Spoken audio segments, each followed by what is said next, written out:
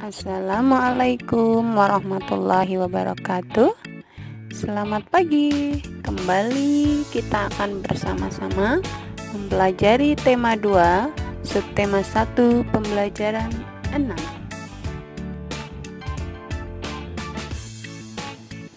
Pada kesempatan ini kita akan belajar bersama dengan tujuan bisa menentukan gagasan pokok dan gagasan pendukung dari suatu teks visual secara mandiri dan menyebutkan sikap kerjasama dalam pelaksanaan dan kewajiban secara tepat.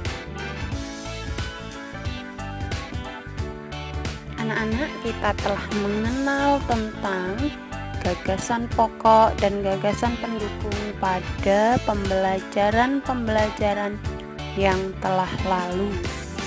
Untuk mendapatkan gagasan pendukung dan gagasan pokok, kita dapat memperolehnya dengan cara membaca memindai.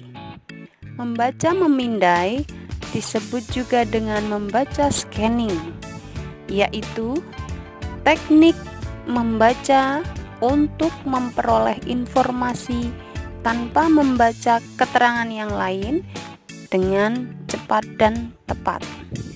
Nah, tujuannya adalah untuk mencari fakta atau informasi tentang suatu topik tertentu.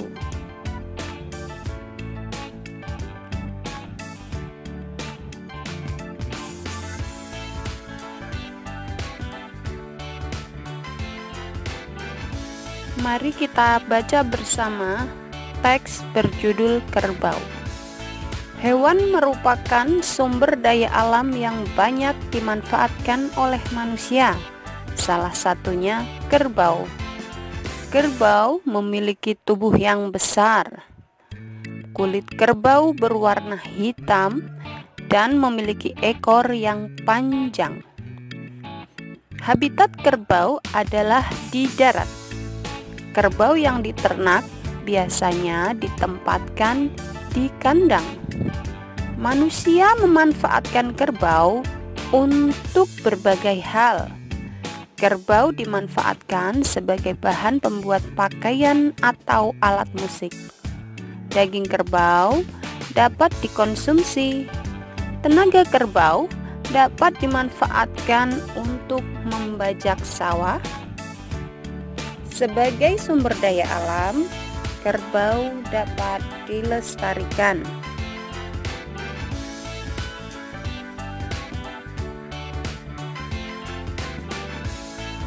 Dari bacaan tadi, dapat kita temukan gagasan pokok dan gagasan pendukungnya. Gagasan pokoknya ialah kerbau merupakan sumber daya alam, terletak pada kalimat pertama.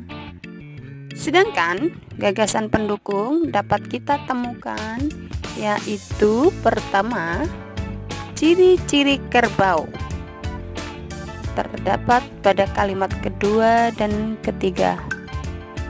Habitat kerbau terdapat pada kalimat keempat. Pemanfaatan kerbau kita temukan pada kalimat kelima sampai ke-9.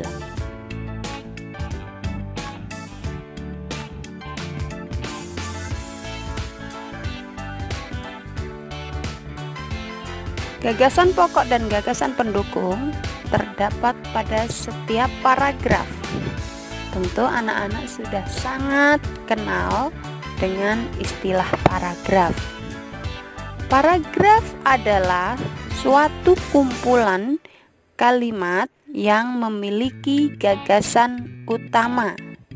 Nah, gagasan utama pada setiap paragraf terdapat bermacam-macam, yaitu biasanya yang terletak di kalimat pertama disebut dengan paragraf deduktif. Gagasan pokok yang terletak di kalimat terakhir pada suatu paragraf disebut paragraf induktif.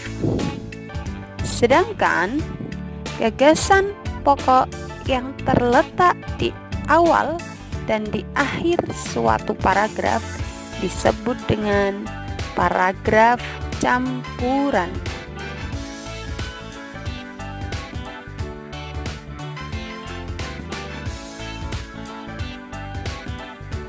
Mari perhatikan contoh di bawah ini. Kincir air menjadi salah satu alat yang diperlukan di Indonesia. Pemanfaatan kincir menjadi salah satu bagian utama sebagai sumber kehidupan bagi manusia. Kincir juga dimanfaatkan untuk keberlangsungan industri atau produksi. Memakai kincir sebagai pembangkit tenaga listrik merupakan salah satu cara untuk memenuhi industri dan dimanfaatkan dalam skala yang sangat besar. Pada paragraf ini kita menemukan kalimat utama yang berbunyi, kincir air menjadi salah satu alat yang diperlukan di Indonesia. Gagasan utama, kincir air sangat dibutuhkan. Dapat diketahui bahwa paragraf ini kita sebut sebagai paragraf deduktif karena kalimat utamanya terdapat di awal paragraf.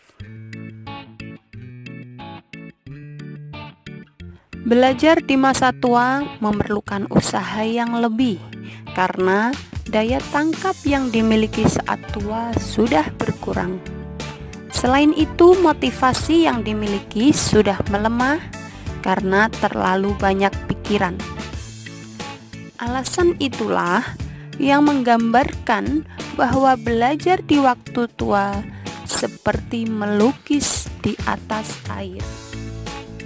Kita temukan kalimat utama berbunyi, alasan itulah yang menggambarkan bahwa belajar di waktu tua seperti melukis di atas air.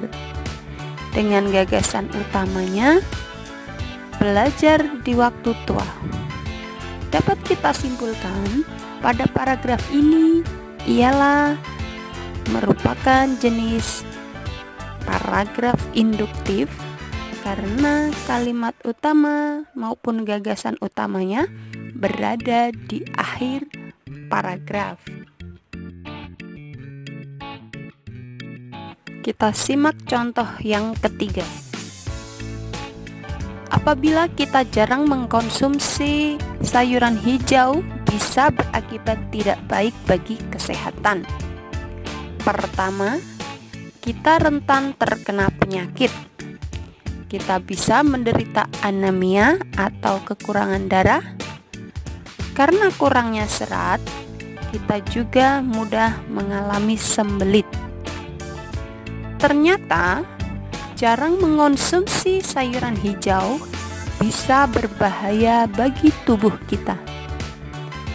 Kalimat utama pada paragraf di atas dapat kita temukan, yaitu apabila kita jarang mengonsumsi sayuran hijau, bisa berakibat tidak baik bagi kesehatan.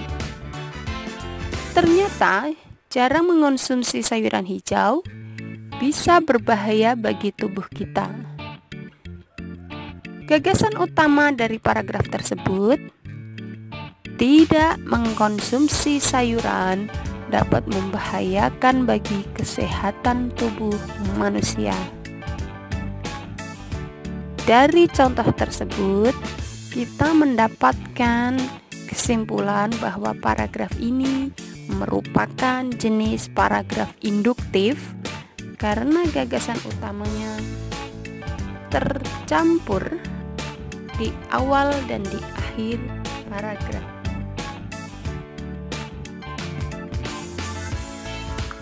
Sumber daya alam yang dapat diperbarui dapat kita lihat contohnya adalah tumbuhan. Hak yang kita peroleh dari tumbuhan ialah menggunakan untuk bahan makanan, untuk bahan bangunan, digunakan untuk bahan pakaian, untuk bahan obat-obatan, dan masih banyak yang lainnya. Oleh karena itu, kita berkewajiban untuk menggunakannya secara bijaksana, yaitu dengan menggunakan seperlunya, melakukan reboisasi atau penanaman kembali, melakukan tebang pilih pada pohon-pohon yang telah tua. Baiklah anak-anak, itu saja yang dapat Bu Guru sampaikan. Semoga bermanfaat dan salam sehat untuk semua. Assalamualaikum warahmatullahi wabarakatuh. Hak dan kewajiban dalam memanfaatkan sumber daya alam. Dalam kehidupan sehari-hari, kita memanfaatkan begitu banyak sumber daya alam. Nah, kita harus tahu apa hak dan kewajiban kita.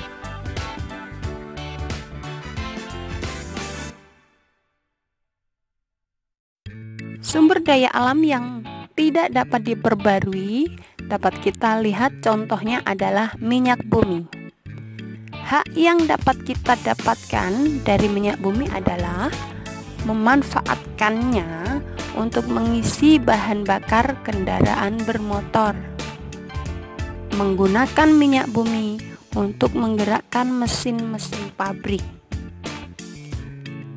Maka kita mempunyai kewajiban untuk menghemat dengan cara menggunakan secara bijak ataupun tidak berlebihan, digunakan hanya untuk bepergian jauh, diutamakan menggunakan kendaraan umum, dan naik sepeda ataupun berjalan pada saat kita akan bepergian jarak dekat.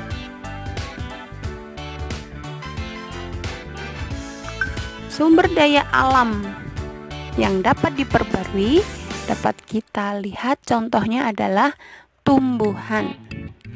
Hak yang kita peroleh dari tumbuhan ialah menggunakan untuk bahan makanan, untuk bahan bangunan, digunakan untuk bahan pakaian, untuk bahan obat-obatan, dan masih banyak yang lainnya. Oleh karena itu, kita berkewajiban untuk menggunakannya secara bijaksana, yaitu dengan menggunakan seperlunya, melakukan reboisasi atau penanaman kembali, melakukan tebang pilih pada pohon-pohon yang telah tua. Baiklah anak-anak, itu saja yang dapat Bu Guru sampaikan. Semoga bermanfaat dan salam sehat untuk semua. Assalamualaikum warahmatullahi wabarakatuh.